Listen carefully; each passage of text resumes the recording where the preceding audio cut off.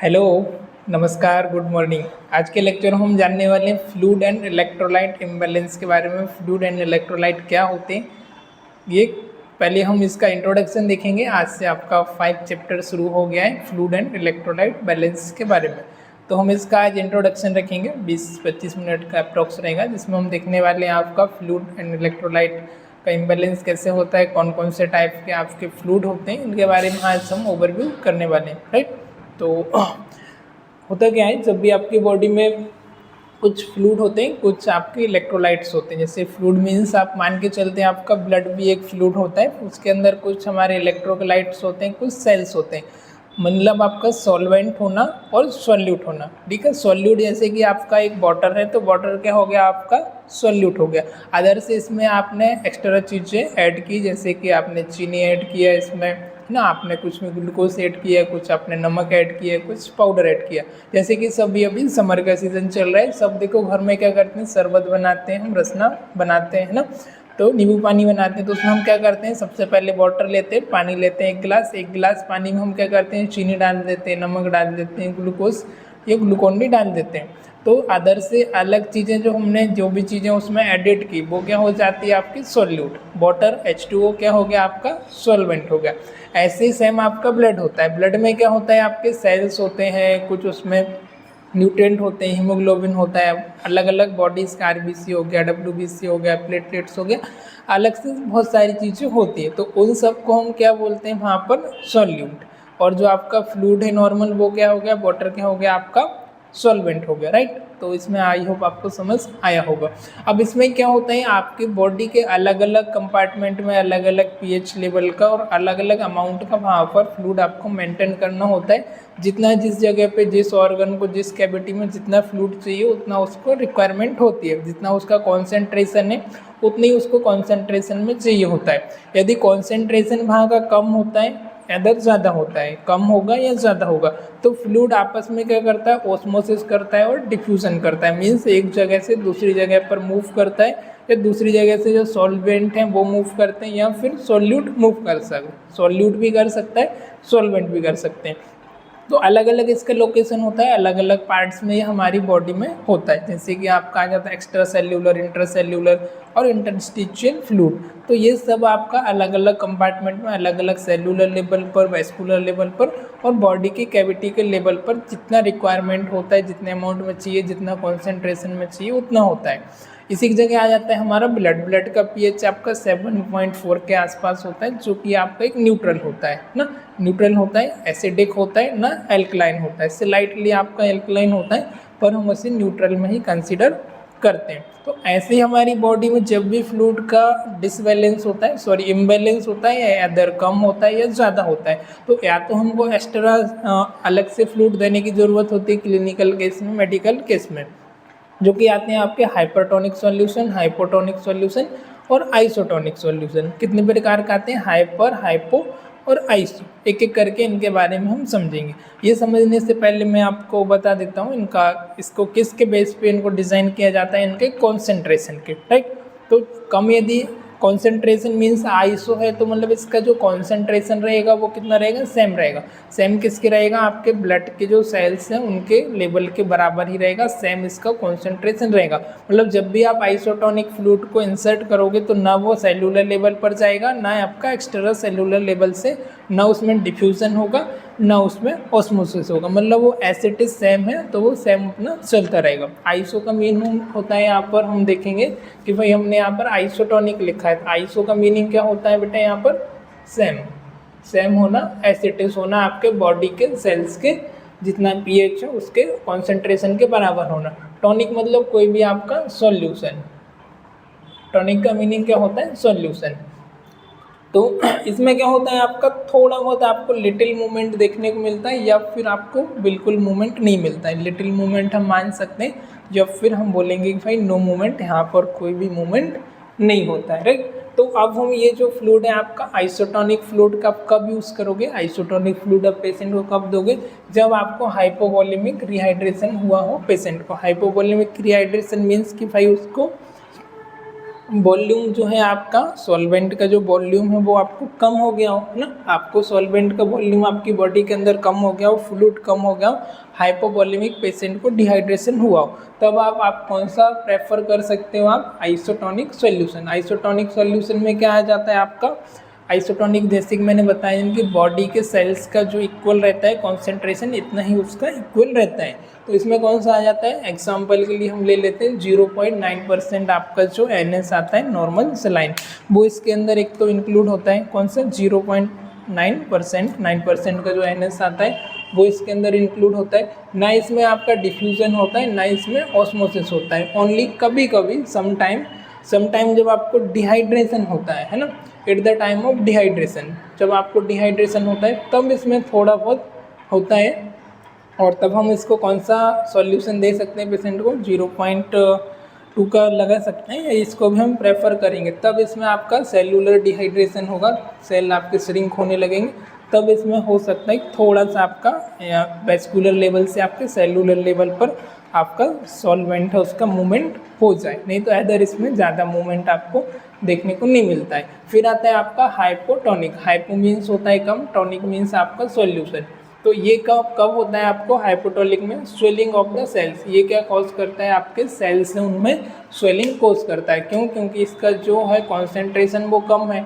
और हाइपोटोनिक और सेल्स का क्या हो रहा है यहाँ पर? हमने देखा हाइपोटोनिक, इसमें क्या हो रहा है? आपके सॉल्वेंट ज़्यादा है। सॉल्वेंट मीन्स इसमें आपका वाटर ज़्यादा है, और अदर जो सब्सटेंस है सॉल्यूट है वो कितना क्या है? कम है।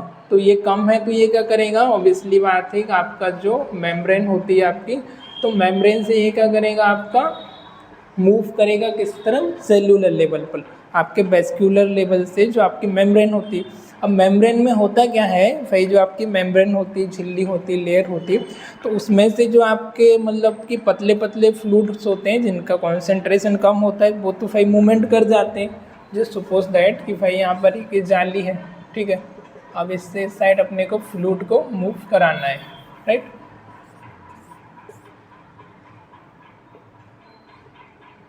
ये मेम्ब्रेन है। तो अब इसमें क्या होता है? इस जो सॉल्वेंट है आपके, तो वो तो इसमें मूवमेंट कर जाएंगे, जैसे कि आपका H2 हो गया है ना। बाकी की जो कुछ चीज़ें हैं जैसे कि आपका प्रोटीन हो गया, तो प्रोटीन क्या होता है? इसमें फंस जाता है, यहाँ पर रुक जाता है, उसका मूवमेंट नहीं हो पाता है। बाकी के जो पतला इनका कॉन्सेंट्रेशन कम है वो यहाँ से मूव करके आगे की तरफ चले जाते हैं। तो आपका जो हाइपोवॉल्यूमिक में होता है क्या है? जैसे आपका सेल्स का कॉन्सेंट्रेशन कम है और आपका जो ब्लड वेसल्स में वेस्कुलर लेवल पर है उसका कॉन्सेंट्रेशन आपका इसमें आपका सॉल्वेंट कम है, तो इसका कंसंट्रेशन कम है। तो ये क्या करेगा? आपके सेल्स की तरफ मूव करेगा, और जब आपके सेल्स की तरफ मूव करेगा तो आपकी बॉडी में क्या होगा?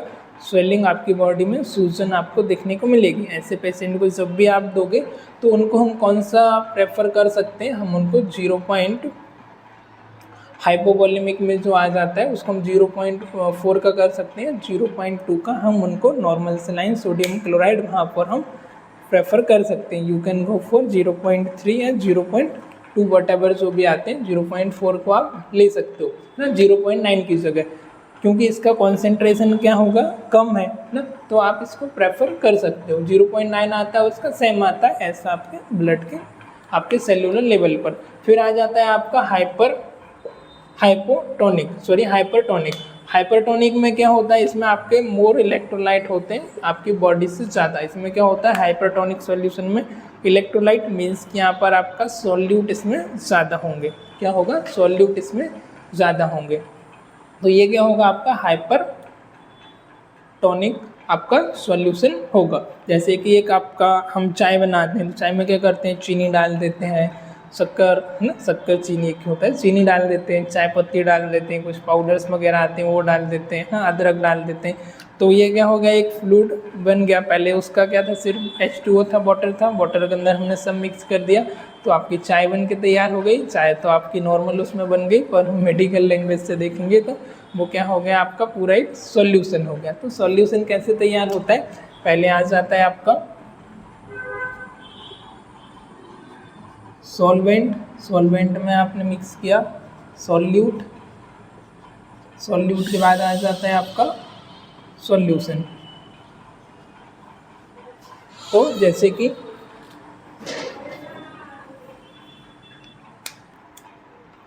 तो यहाँ पर हम देख रहे थे क्या होता है आपका सॉल्वेंट, सॉल्यूट और सॉल्यूशन, ये तीनों क्या होते हैं, अलग अलग होते हैं, राइट। तो जैसे कि आपका सॉल्वेंट में क्या आ गया, जैसे आपका वाटर है, H2O है, ये क्या हो गया आपका सॉल्वेंट हो गया।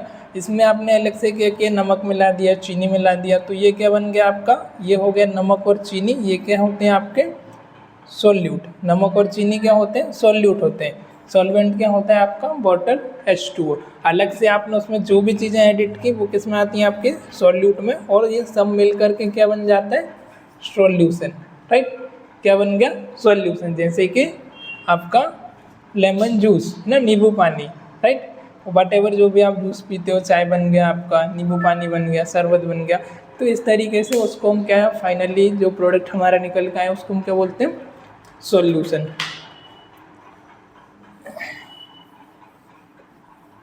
हाँ, तो हाइपरटोनिक सॉल्यूशन हम कब देते हैं, हाइपरटोनिक जैसे आपका श्रिंकिंग सेल्स को क्या करता है, श्रिंक करता है, तब इसको हम कब प्रेफर करते हैं, जब आपको हाइपोवोलेमिक रिहाइड्रेशन हुआ हो। हाइपोवोलेमिक रिहाइड्रेशन हुआ मतलब आपकी बॉडी में इलेक्ट्रोलाइट वगैरह हैं वो बहुत कम हो गए हैं, उनका वॉल्यूम, उसका लेवल बहुत ज़्यादा कम हो गया हो, तब हम कौन सा देते हैं, हाइपरटोनिक सॉल्यूशन पेशेंट को हम प्रेफर करते हैं, राइट। तो हाइपरटोनिक में क्या होता है, आपके मोर इलेक्ट्रोलाइट होते हैं, आपकी बॉडी में जितना रिक्वायरमेंट होती है आपके सेलुलर लेवल पर होते हैं, उससे ज़्यादा वहाँ पर क्या होते हैं, इलेक्ट्रोलाइट होते हैं। सोडियम हो गया, पोटेशियम हो गया, मैग्नीशियम हो गया, है ना, मिनरल्स हो गया, ये सारी चीज़ें उसमें क्या होती है, एक्सेसिव मात्रा में होती है। तो आपकी बॉडी को वापस से क्या कर देती है, आपकी बॉडी को वापस से रिहाइड्रेट कर देती है। हम क्या लेते हैं, ग्लूकोज लेते हैं, ORS पाउडर वगैरह लेते हैं, उसमें भी आपके इलेक्ट्रोलाइट ही होते हैं ना। जो भी आप हाइपरटोनिक सॉल्यूशन लेते हो तो ये आपका अलग अलग आ जाता है, राइट। तो इस तरीके से हमने देखा। अब होता है इसमें क्या होता है, एक प्रोसेस होता है, एक तो फर्स्ट होती है आपकी कौन सी, ओस्मोसिस की, देन आपका डिफ्यूज़न की। ये दोनों प्रक्रियाएं हैं, दोनों प्रोसेस से ये अलग अलग होती है। क्यों होती है, क्योंकि आपकी बॉडी के जो प्रोसेस होमोस्टेसिस है उसको मेंटेन करना ज़रूरी होता है। अब कहीं पर आपके सॉल्यूशन का लेवल ज़्यादा है, उसका कॉन्सेंट्रेशन ज़्यादा है, तो उसको कम करना पड़ेगा, राइट। तो ये होता कैसे है,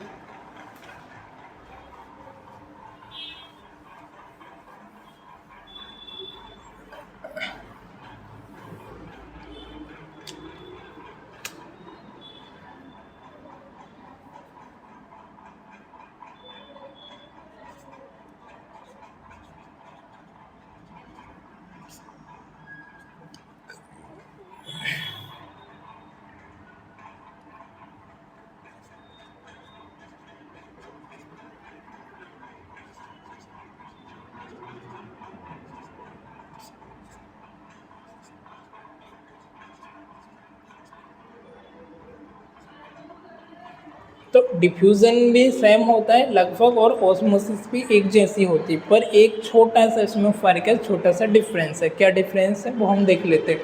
डिफ्यूज़न में क्या होता है, आपका एन लगाना भूल गए हम। डिफ्यूज़न में क्या होता है, आपके जो सॉल्यूट होते हैं, क्या होते हैं, आपके सॉल्यूट होते हैं, उनका यहाँ पर मूवमेंट होता है आपके higher concentration toward the lower concentration. किधर से होता है, आपके हायर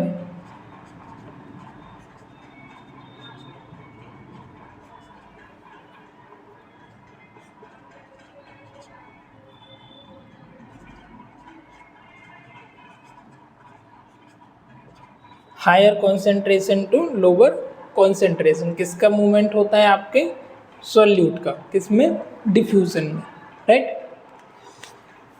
अब ये जो प्रोसेस होती है इसको टोटल को हम क्या बोलते हैं, होम्योस्टैसिस।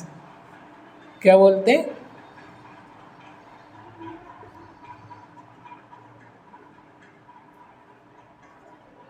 होम्योस्टैसिस।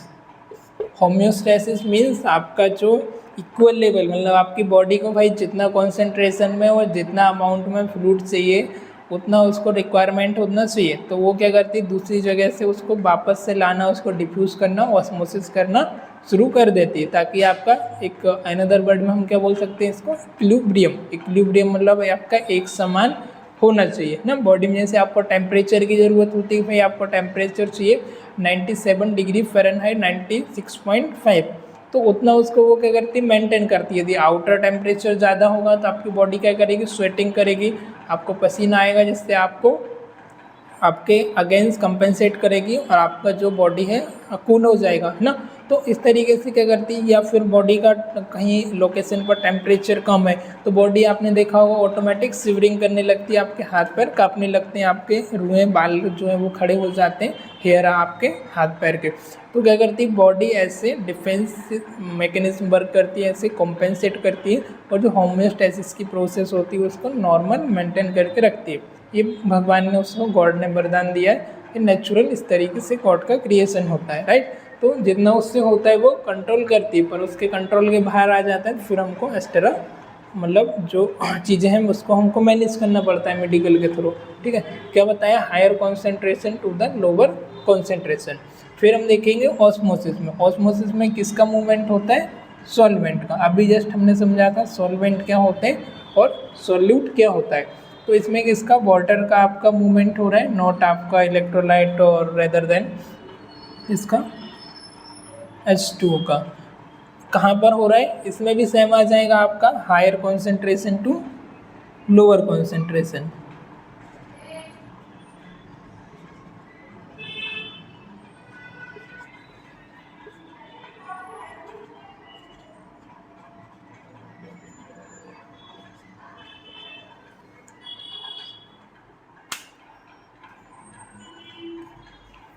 राइट, इसमें भी क्या हो रहा है, आपका H2O का मूवमेंट हो रहा है, जैसे कि आपका वाटर का मूवमेंट किधर हो रहा है, हायर कॉन्सेंट्रेशन से लोअर कॉन्सेंट्रेशन की तरफ।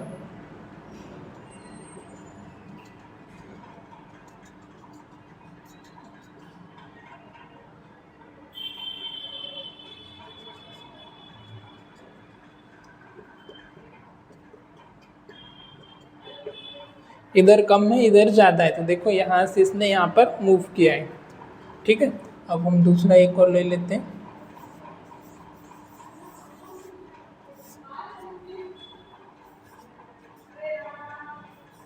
ठीक है, अब यहाँ पर कितना था, ज़्यादा था, यहाँ से इसने इधर मूव किया। ये भी आपका ऑस्मोसिस में और आपका डिफ्यूजन में होता है। जैसे इसका एक और बहुत अच्छा एग्जांपल है, जब भी आपने 12th क्लास में शायद पढ़ा होगा तो घर में क्या करते हैं, आप एक अगरबत्ती लगाते हैं, राइट। अगरबत्ती आप एक जगह पर लगाएंगे और अगरबत्ती जहाँ पर लगाए वहाँ पर उसका कॉन्सेंट्रेशन क्या है, हायर है, ज़्यादा है, उसकी सुगंध वहाँ पर ज़्यादा है। तो धीरे धीरे करके आप देखेंगे 15 से 20 मिनट में पूरा आपका रूम है, जो पूरा रूम आपका महकने लगता है, एकदम सुगंधित हो जाता है ना। पूरे रूम में आपकी खुशबू ही खुशबू फैल जाती है। तो सबसे पहले आपने ओपन किया, वो हायर कॉन्सेंट्रेशन से किधर जाती है, लोअर कॉन्सेंट्रेशन। ऐसे ही एक दूसरा एग्जाम्पल आता है इसमें, ये जो इंक होती है, आप इंक लोगे और इंक का आप जब भी इसको पेपर पर डिप करोगे तो ये इंक क्या होती है आपके तो हम क्या देख रहे थे यहाँ पर, डिफ्यूज़न के बारे में और ऑस्मोसिस के बारे में ना। तो होता क्या है, जैसे कभी ये इंक है, ठीक है। अब इंक को आप लोगे और इंक को लेने के बाद अब आप इसको पेपर पर डिप करोगे, राइट। हम देख लेते हैं, ये आपका इंक है और हम इस पर देखना एक बूंद डालेंगे और वो पूरे इस पर फैल जाएगी धीरे धीरे करके, देखना।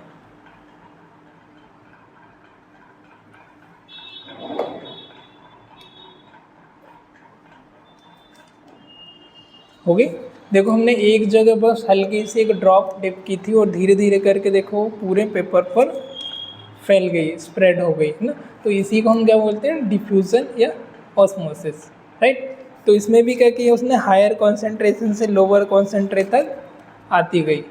तो इस प्रोसेस को क्या बोला जाता है, डिफ्यूज़न या ऑस्मोसिस। अब दोनों में बस मैंने आपको फ़र्क बता दिया कि इसमें फ़र्क क्या होता है। तो ऐसे ही हमारी बॉडी के अंदर भी अलग अलग लेवल पर ये जो प्रोसेस है ये चलती रहती है, ताकि जो होमोस्टेसिस की प्रोसेस है, फ्लूइड इलेक्ट्रोलाइट है, वो आपका मेंटेन रहे। पर इन केस कभी आप जैसे वाटर का इंटेक कम किया, आपको डायरिया हो गया, आपको लूज मोशन हो गया, या आप ट्रैवलिंग कर रहे थे तो आपने पानी कम पिया, है ना, या आपका एब्जॉर्प्शन आपका लार्ज इंटेस्टाइन से कम हुआ, या कोई GI ट्रैक्ट का डिसऑर्डर की वजह से, या आपका नेफ्रॉन किडनी की वजह से भाई उसका फंक्शन इम्बैलेंस हो गया, है ना। तो इस कंडीशन में कभी कभी आपको क्या होता है, फ्लूइड इलेक्ट्रोलाइट जो इम्बैलेंस हो जाता है, आपको डिहाइड्रेशन हो जाता है और एनी अदर इससे रिलेटेड डिसीज़ें आपको हो जाती है। तो ये हम आने वाले चैप्टर में कवर करने वाले हैं। तो आई होप आपको इतना मतलब आज का कॉन्सेप्ट आपको क्लियर हुआ होगा कि भाई इसमें होता क्या है, हमारे फ्लूइड और इलेक्ट्रोलाइट के बैलेंस में कैसे हम इसको मेंटेन करते हैं। अब आपकी बॉडी को हर सेलुलर लेवल पर, और अभी क्या चल रहा है, आपका गर्मी का सीजन चल रहा है, तो जैसे ही आपको सनलाइट आता है आपको क्या होता है, इवेपोरेट होता है ना, फोटोसिंथेसिस वगैरह का प्रोसेस देखा होगा। तो इसमें क्या होता है आपका इवेपोरेशन का, जब भी आपको सनलाइट आया तो आपकी बॉडी से क्या होता है, आप वर्कआउट कर रहे हो, वॉकिंग कर रहे हो, इधर उधर जा रहे हो, तो जैसे सनलाइट में निकल रहे हो तो क्या होता है आपकी बॉडी से जो मतलब कि जो फ्लूइड है वो बाष्प बन के बाहर निकलता जाता है, बाष्प बन के वो बाहर निकलेगा, उसमें बन के बाष्प बन के बाहर निकलेगा। तो आपकी बॉडी में क्या होगा, इलेक्ट्रोलाइट और फ्लूइड का बैलेंस कम हो जाएगा, है ना। अब वो कम होने की वजह से क्या होगा, आपको एक्स्ट्रा इनटेक करना पड़ेगा। तो इसके लिए आप पानी भी ज़्यादा से ज़्यादा पीजिए, जिससे कि आपको डिहाइड्रेशन ना हो, आपकी हेल्थ अच्छी रहे, आप हेल्दी रहें और अपने आप को फिट रखें, मेंटेन कर पाएँ, राइट। तो ये सारी चीज़ें एक अलग से बात हो गई। वापस हम आ जाते हैं हमारे टॉपिक पर। हम क्या देख रहे थे, सॉल्यूशन के बारे में, आपका हाइपरटोनिक, हाइपोटोनिक और आपका आइसोटोनिक। तो इस प्रकार से आपके 3 फ्लूइड होते हैं अलग अलग, जितना जिस लेवल पर जितने ऑर्गन को जितनी ज़रूरत होती है उतनी उसको वो मेंटेन करके रखती बॉडी। जब भी इनका कम या ज़्यादा होता है कोई भी डिसीज़ में, तब हमको क्या करना रहता है, एक्स्ट्रा अलग से देना होता है। और कभी कभी क्या होता है, जैसे आपने पेशेंट को आइसोटोनिक सॉल्यूशन दिया है या आपने हाइपोटोनिक सॉल्यूशन दिया जिसका कॉन्सेंट्रेशन कम था ऐसा आपके सेल के लेवल से, तो ये क्या होता है आपके वैस्कुलर लेवल से, किधर से, वैस्कुलर लेवल से मूव करके कहाँ पर चला जाता है, आपके सेल्यूलर लेवल पर। ठीक है, वैस्कुलर लेवल से किधर चला गया, ये आपके सेल्यूलर लेवल पर। अब सेल्यूलर लेवल पर तो ये चला गया, क्यों गया, क्योंकि यहाँ का जो कॉन्सेंट्रेशन था वो कम था। यहाँ का कॉन्सेंट्रेशन क्या था, कम था, लो था, हम इंग्लिश में लिख लेते हैं। कॉन्सेंट्रेशन यहाँ का लो था और यहाँ का कॉन्सेंट्रेशन क्या था, हाई था। ठीक है, तो अब ये हायर कॉन्सेंट्रेशन से क्या करता है, वैस्कुलर लेवल से आपका सेलुलर लेवल पर आपका फ्लूइड मूव करता है, और जब भी मूव करेगा तो ये सेल्स में मूव करेगा तो आपकी स्किन का साइज यहाँ पर इंक्रीज होगा। आप इसकी वजह से क्या कॉज होगी, स्वेलिंग, एडिमा, है ना, स्वेलिंग और एडिमा आपको कॉज हो जाता है, राइट। तो फिर हम उसके उस समय पर क्या करेंगे, हम पेशेंट को कौन सा सॉल्यूशन दे सकते हैं, उसको हाइपरटोनिक सॉल्यूशन दे सकते हैं, ताकि आपके वैस्कुलर लेवल से यहाँ पर आपका मूवमेंट ना कर पाए, राइट। तो ऐसा करके हम उसको मैनेज कर लेते हैं। तो ये क्लिनिकल प्रैक्टिस में जब भी आप जाओगे, और भी एनी अदर डिसीज है, सोडियम वगैरह कम हो जाना, पोटेशियम कम हो जाना, इवन ये बहुत ज़्यादा डेंजरस होता है आपका सोडियम पोटेशियम यदि इवन कम हो जाता है और हम उसको मैनेज नहीं कर पा रहे हैं तो पेशेंट को कार्डियक अरेस्ट में आने की वजह से पेशेंट की इवन डेथ भी हो सकती है। सोडियम पोटेशियम मैग्नीशियम का बहुत ही इंपॉर्टेंट रोल होता है, क्योंकि आपकी कार्डियक एक्टिविटी को भी मैनेज करते हैं, कार्डियक के कॉन्ट्रैक्शन को, रिलैक्सेशन को भी ये मैनेज करने का काम करते हैं सोडियम पोटेशियम, राइट, अलग अलग इलेक्ट्रोलाइट। तो ये बहुत ही इंपॉर्टेंट टॉपिक है आपका, और एग्ज़ाम में भी इसके बारे में मैनी टाइम्स क्वेश्चन आ जाते हैं, मल्टीपल चॉइस में भी आ जाते हैं, आप गवर्नमेंट एग्ज़ाम की तैयारी करोगे उसमें भी आ जाता है। तो आप कोई भी फील्ड में कर रहे हो, नेफ्रो में कर रहे हो, कार्डियो में कर रहे हो, न्यूरो में कर रहे हो, जनरल में भी कर रहे हो, तो आपको बहुत इंपॉर्टेंट होता है, आपको फ्लूइड इलेक्ट्रोलाइट जानना बहुत ज़रूरी है। तो आने वाले समय में हम इसका ओवरऑल डिटेल समझेंगे, फ्लूइड एंड इलेक्ट्रोलाइट आपका इम्बैलेंस और बैलेंस क्या होता है, कैसे हम इसको मैनेज कर सकते हैं, कौन कौन से डिसऑर्डर इसके अंदर इंक्लूड होते हैं, किस किस रीज़न, किस किस कॉजेज़ की वजह से होता है, सॉल्वेंट क्या होता है, सॉल्यूट क्या होता है, और ये सारी चीज़ों के बारे में हम A to Z आने वाले टाइम में समझने वाले हैं। तो आई होप आज का लेक्चर आप लोगों को समझ आया होगा, लेक्चर आपको अच्छा लगा होगा। अच्छा लगा है लाइक कीजिए, कमेंट कीजिए। तब तक के लिए मिलते हैं किसी और लेक्चर में। समर सीजन चल रहा है, अपने सेहत का ध्यान रखिए, खूब पानी पीजिए, नींबू पानी लीजिए, ग्लूकोज वगैरह लीजिए, ताकि आप हाइड्रेटेड रहें, हेल्दी रहें। चलिए, गुड बाय, थैंक यू।